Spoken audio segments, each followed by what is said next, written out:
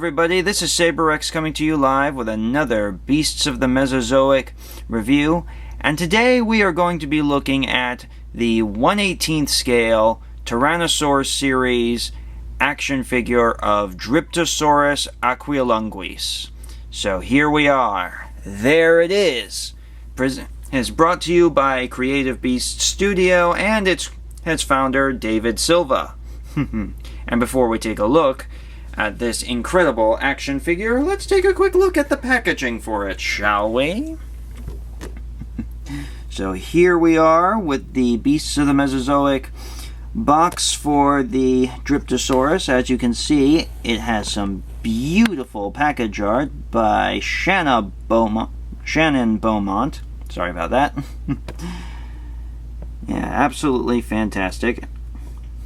And as you can see from the reflection, I also have the spare legs for the dinosaur out and ready for review.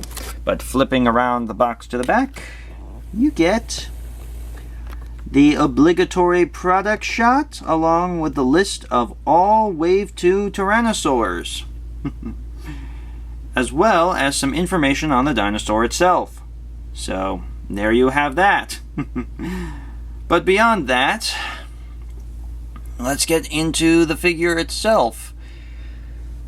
Oh, and I should also mention, before I forget, inside the packaging, if you can see past the reflections of my knobby knees and this camera tripod, that there is also a cardboard background that you can place behind your figure. So there you have that. And also coming along with the figure itself, included with it is this beautiful collector card, which of course showcases Dryptosaurus. And on the back you have your obligatory product shot along with the information as showcased on the box. Now, you also get, along with the figure and the card and the spare limbs, a set of instructions, which are ever so important to follow.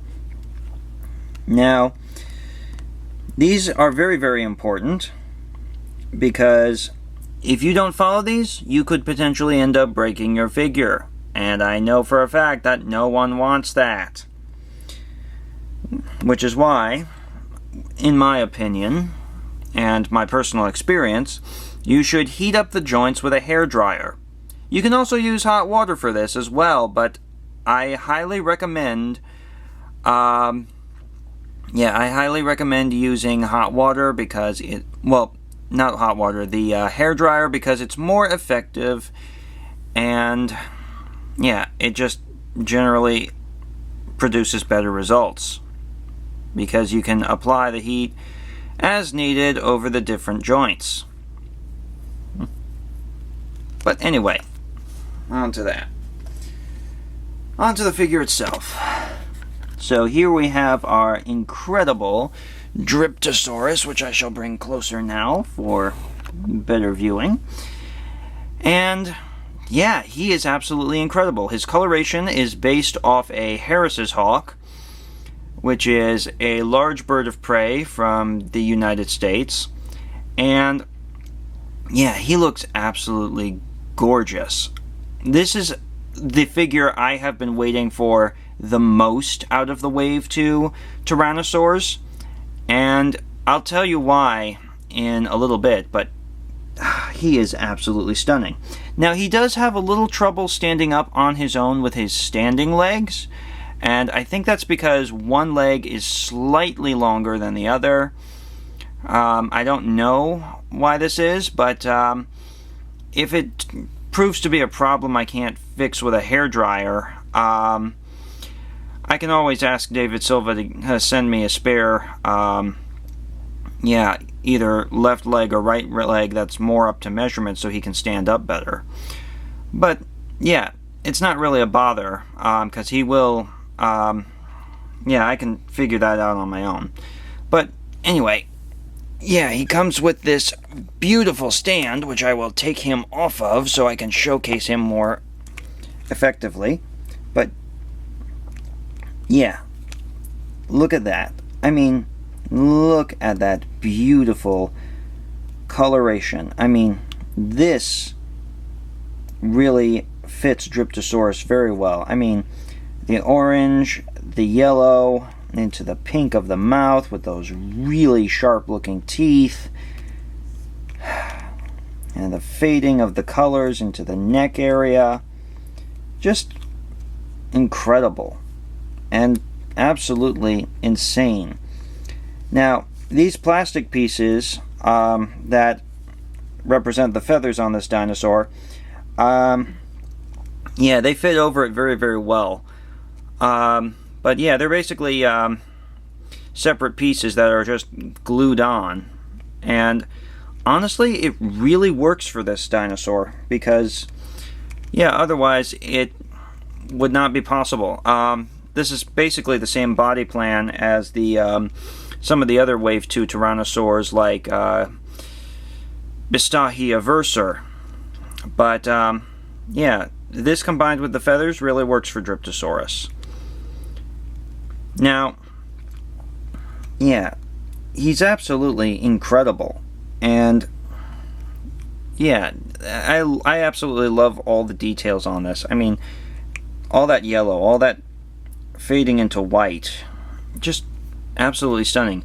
And I especially love, if you can see that properly, those red eyes, those piercing red eyes. That is absolutely perfect for a apex predator.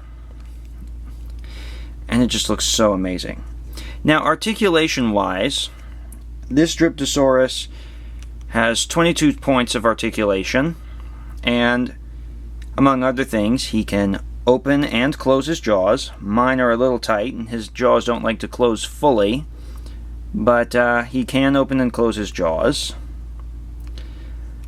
His neck moves like this, and we are going to get a double jointed neck piece for the Dryptosaurus later on after the Cyberzoic Kickstarter campaign finishes. So we will be able to order these replacement parts as needed for our Dryptosauruses for anyone who's bought this incredible figure. And that's really cool in and of itself, because that means if I want to, or if you want to, I can replace this with a double jointed neck piece that'll give him a lot more flexibility. He can also move his head up about this far and down about that far, so he really quite looks menacing in this particular pose. Now his arms can do a full 360, though I don't recommend it. He can move outward about this far, inward about that far. The elbows move to about this far down. Nice straight bend. Little more than 90 degrees. Not much though. Wrists are on a swivel joint, so he can do that. Yeah. He also has a nice movable torso piece that's kind of tight, but it does move about. It honestly has quite a bit of up and down motion, but again, it's quite tight, so I'm not gonna mess with it too much. But he can also move right and left at his torso. He cannot do a full 360, but he has some nice hip joint movement, like so. His knees bend about that far back and about this far forward on both legs.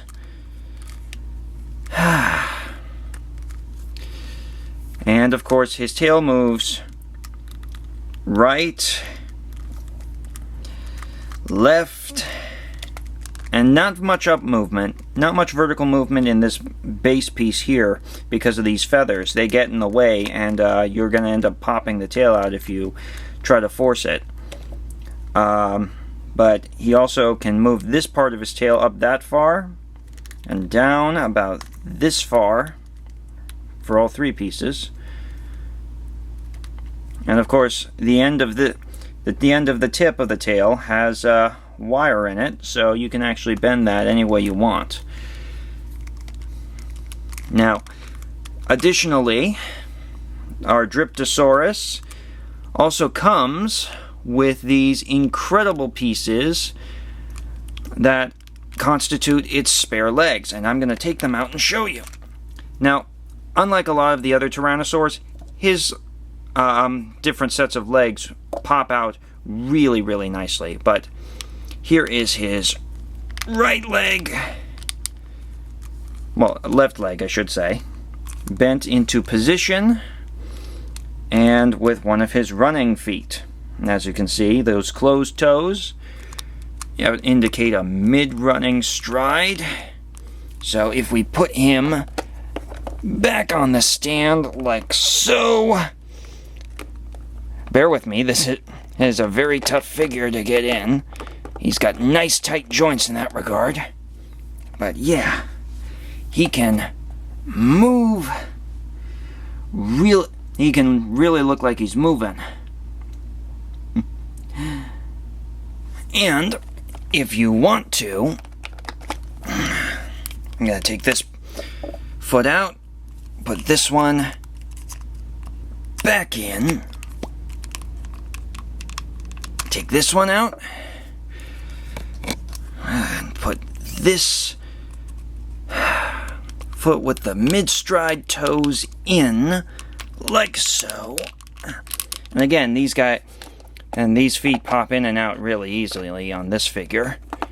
Just pop him back down, display him like that, and he looks incredible. Now you get, additionally, in regards to that, you get these feet, you get double pair of these feet, the standing feet, for those movable legs,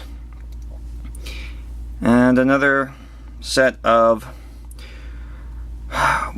mid-stride and closed running toes for the left and right feet respectively. But yeah, this is an absolutely cool figure, and I love it. It's absolutely one of the coolest of the bunch. And Dryptosaurus is one of my all-time favorite dinosaurs. Many people don't know about it, but that only increases the charm of it for me because it's so mysterious. This is New York and New Jersey's Tyrannosaur.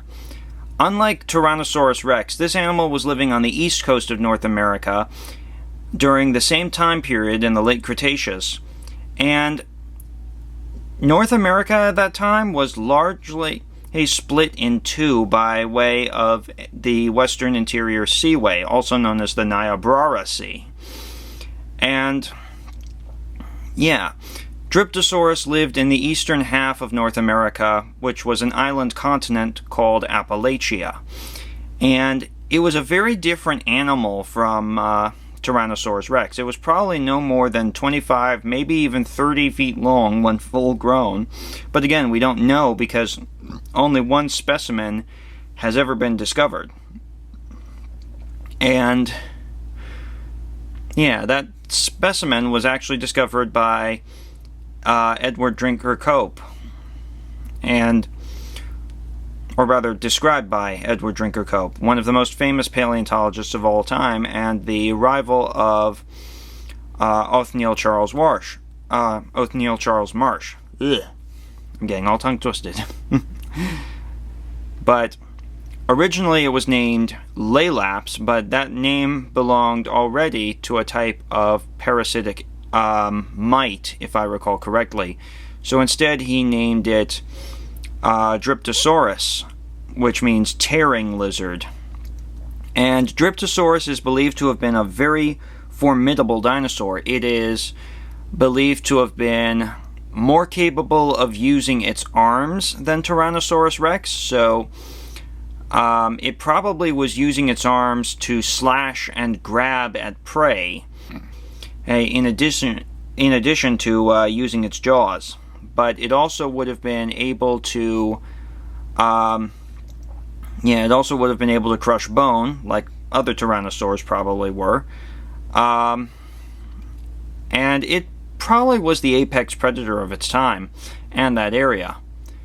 I mean, it's possible that, yeah, Tyrannosaurus rex may have encountered this animal as the Western Interior Seaway retreated at the end of the Cretaceous, but more fossils will determine whether or not that's actually true. But yeah, Dryptosaurus is one of four one of four tyrannosaurs known from eastern North America, but one of only two that's named officially.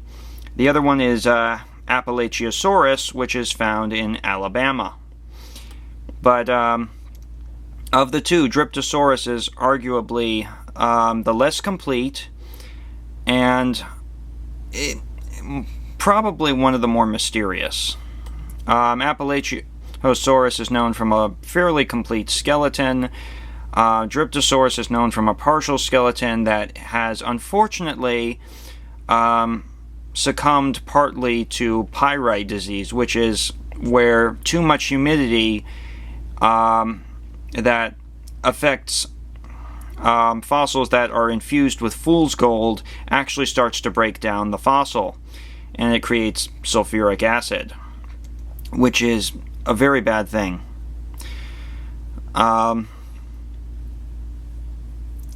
Yeah, but thankfully we have some casts of the original bones which help to ensure that we can continue studying Dryptosaurus even if the fossils have become damaged.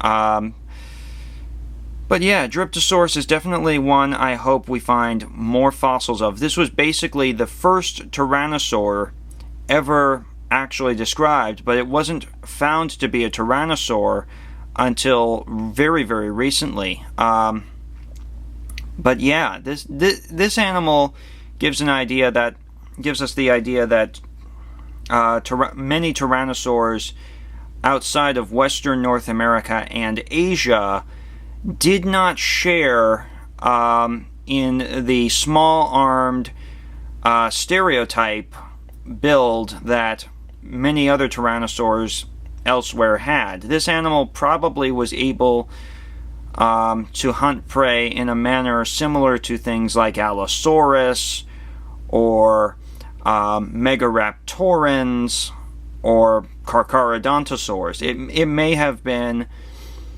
yeah, it may have been a completely different animal in regards to its hunting habits. Nevertheless, it is a fascinating animal, and I really hope a new skeleton is eventually found for it, because I'd love to see more about this dinosaur. Now, in regards to price, this is one of the more expensive tyrannosaurs overall. Not the most expensive, but definitely up there. It's actually on par with some of the ceratopsians and other tyrannosaurs of this size. And this is a 16-inch figure.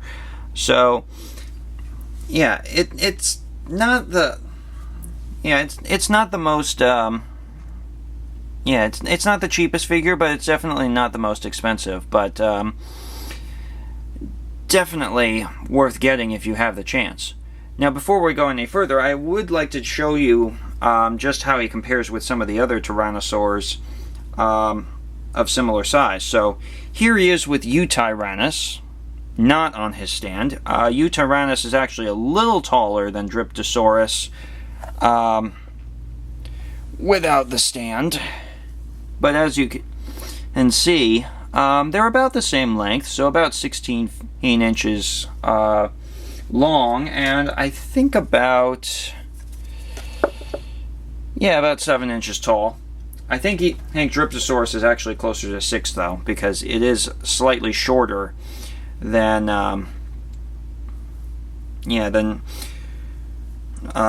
Eutyrannus. But very, very fascinating figure. And Another thing I should note is that the stand for Dryptosaurus is identical to the Tyrannosaurus, but yeah, just painted a different color. And it does have a removable segment, which I will not remove because mine seems to be stuck, and I don't want to force it because I don't want to break it. But yeah, moving on, here it is with a smaller 12-inch figure, that is to say Xianjusaurus, which is also on its stand. And as you can see, it's fairly large. These are 1/18 scale figures, so yeah, these are comparable to one another. Dryptosaurus is like 25 feet long in real life, and Xianjusaurus is about 22 feet. So yeah, they're similar size, but not like super yeah, not like super comparable in regards to some aspects of their size. I mean, Dryptosaurus is a slightly heavier animal than Xianjusaurus. And here it is with the original Tyrannosaur, Proceratosaurus, the earliest of the bunch. Ironically, this is the earliest known Tyrannosaur, and this one is the first discovered. So, yeah, seeing these guys side by side, yeah, it's pretty cool. But yeah, I'm not going to compare him to Tyrannosaurus Rex, because Tyrannosaurus Rex is kind of heavy and hard to move, and it's just so big. I mean, it's a 27-inch figure, but I think you get the idea. But definitely a very cool figure. And I cannot wait for the Cyberzoic version of this figure to come out as well. It's just so cool. And yeah, we're getting double jointed necks for it too. So that's another thing to look forward to. But yeah, if you want this figure, and if you got the money for it, definitely get it. It is well worth it. And I cannot emphasize enough how amazing Dryptosaurus is. This is a very poorly understood animal, but it is also one of the coolest tyrannosaurs out there, and it's going to be even more well known with the Cyberzoic Hictoy line. So just, if you can, go for it. And you won't regret it. So this is SaberX signing off, saying, you're never too old to play with toys. Be a toy nerd, be proud of it. Thank you, and have a good night. Bye-bye.